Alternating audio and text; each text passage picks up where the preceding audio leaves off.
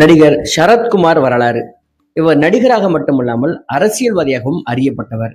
நடிகை ராதிகாவின் கணவர் மற்றும் முன்னாள் தென்னிந்திய நடிகர் சங்க தலைவராகவும் வேலை செய்தவர். தமிழ் திரைப்பட உலகத்துல ஒரு வில்லன் கதாபாத்திரத்துல நடித்து வந்தவர். சூரியன் என்ற படத்தின் மூலம் ஹீரோவாக மாறி அதன் பின்பு விஜயகாந்திற்கு அடுத்தபடியாக பேசப்படக்கூடிய அளவிற்கு ஒரு பெரும் புகழடைந்தவர், வெற்றி பெற்றவர். நடிகர் சரத்குமார் அவர்கள் யார்? இவருடைய குடும்ப பின்புலம் என்ன? இவர் எந்த ஊரை சார்ந்தவர்? இவர் சினிமா துறைக்கு வந்தது எப்படி?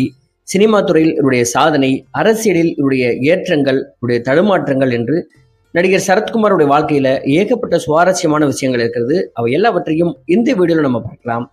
இது RS ராஜா டாக்கீஸ்.